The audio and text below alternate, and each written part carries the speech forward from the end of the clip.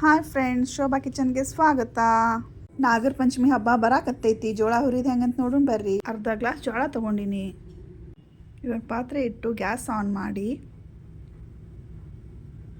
3 ಗ್ಲಾಸ್ನಷ್ಟು ನೀರು ಹಾಕೊಳ್ತಾ ಇದ್ದೀನಿ.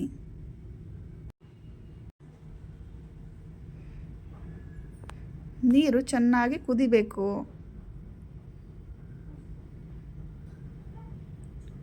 ಈ ಕುದಿವಾಗ್ನೇ ಜೋಳ ಹಾಕಬೇಕು.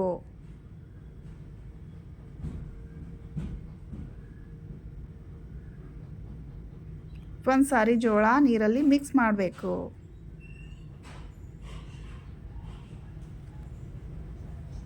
ಹೀಗೆ ಜೋಳ 5 ನಿಮಿಷ ಕುದಿತಾ ಇರಬೇಕು.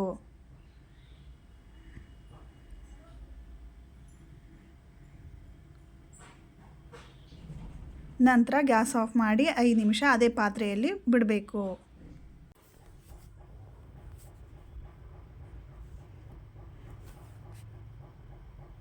ಇವಾಗ ಜೋಳನ ಸಾಣಿಗೆ ಮೂಲಕ ಸಾಣಿಸ್ತಾ ಇದ್ದೀನಿ.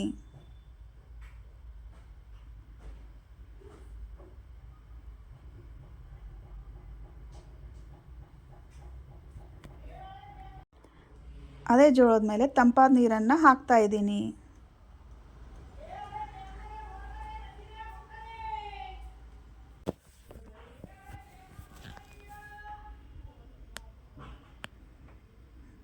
ಇವಾಗ ಸಾಣಿಸಿದಂಥ ಜೋಳನ ವೈಟ್ ಕಲರ್ ಕಾಟನ್ ಬಟ್ಟೆ ಮೇಲೆ ಹಾಕ್ತಾ ಇದ್ದೀನಿ.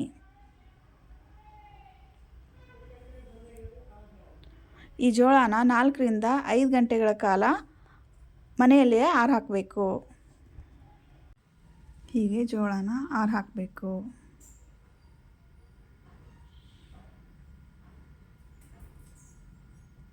ಗ್ಯಾಸ್ ಮೇಲೆ ಒಂದು ಕಡಾಯಿ ಇಟ್ಟು ಗ್ಯಾಸ್ ಆನ್ ಮಾಡಿ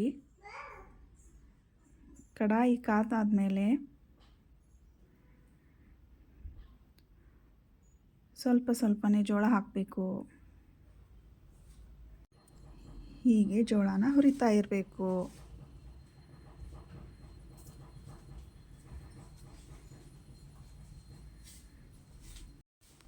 ಜೋಳನ ಸೀದ್ ಹೋಗದೆ ಇರೋ ಥರ ಹೀಗೆ ಹುರಿತಾನೆ ಇರಬೇಕು.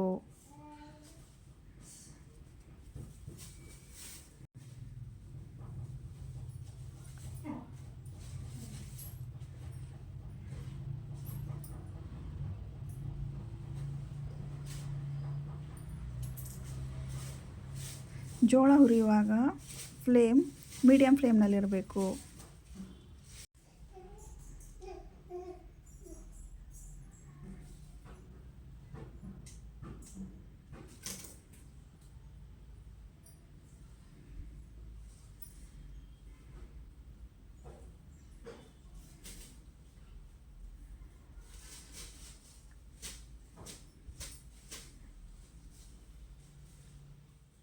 ಹೀಗೆ ಕೈ ಬಿಡದೆ ಹುರಿತಾ ಇರಬೇಕು.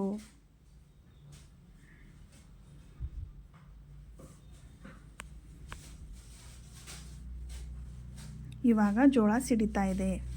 ಇವಾಗ ವೈಟ್ ಕಲರ್ ಕಾಟನ್ ಬಟ್ಟೆ ಪೂರ್ತಿ ಕವರ್ ಆಗೋ ಥರ ಅದರ ಮೇಲ್ಗಡೆ ಮುಚ್ಚಬೇಕು. ಹಾಗೆ ಮುಚ್ಚಿ ಹುರಿತಾ ಇರಬೇಕು.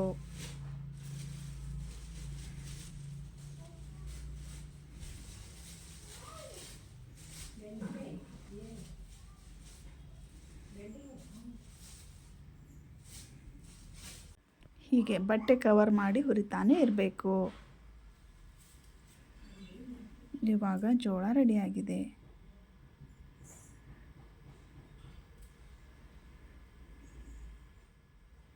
ಇವಾಗ ಗ್ಯಾಸ್ ಆಫ್ ಮಾಡಿದ್ದೀನಿ.